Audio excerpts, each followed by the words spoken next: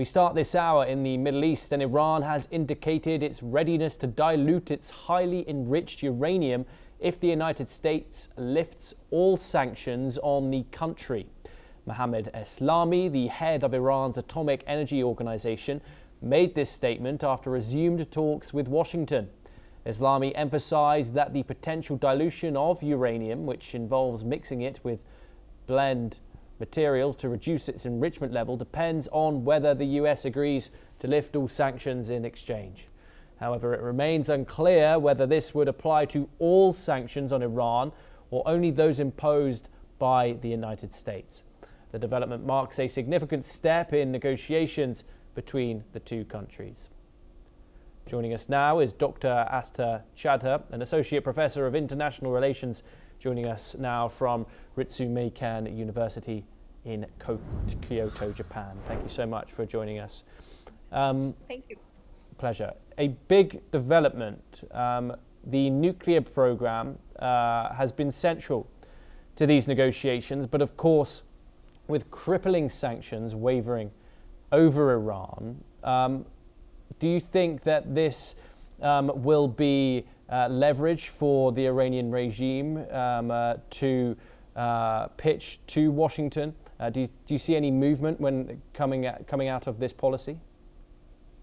Well, I mean, there are two sides to this particular, let's say, discussion or ensuing negotiation between the United States and Iran. And clearly, US here negotiates from a position of power. And Iran, on the other hand, has previously faced military action of the United States, wherein it did suffer a lot of damage to some of its nuclear sites. So today, when US demands zero enrichment, Iranian position is that they are willing to in some way dilute, which I read as they are willing to give up the right to enrich on their home soil up to a certain 60% of uranium to certain lower levels, but they are not willing to give up on their national autonomy. They're not willing to give up their right to defend their nation. And similarly, while US demands from them, a very unconditional, giving up of their right of this enrichment, and then threatens them with 25% tariffs. Iran does not hold that same position. Iran basically is asking US to first lift all sanctions. Once again, just like you mentioned, we don't know what is the scope of these sanctions that Iran wants lifted. But I'm assuming for their economic security, they would want to put this as a prerequisite for this dilution exercise that they're willing to undertake. And then lastly, I mean, given that the United States clearly again is negotiating from a position of power, it's a very high possibility that US would want to bring in more limits on ballistic missiles, more access to Iranian sites of nuclear development, those that still exist and those that were damaged back in 2025, including a discussion on how Iran is managing its protesters. And it seems very unlikely that Iran would be willing to engage on those specific terms or on those specific topics. So is this a movement, a positive movement in the direction of more negotiations? Yes. Does this lead to any possibility of a peace deal? I think both of the parties are very, very far apart. But Iran, by saying that it is willing to dilute its right to enrich uranium to a certain degree, is definitely here, calculating the risks of opposing the Trump administration at this point, and they're trying to safeguard their regime. And what about those other talking points, Dr. Chadha, that the United States wants to discuss, but Iran doesn't?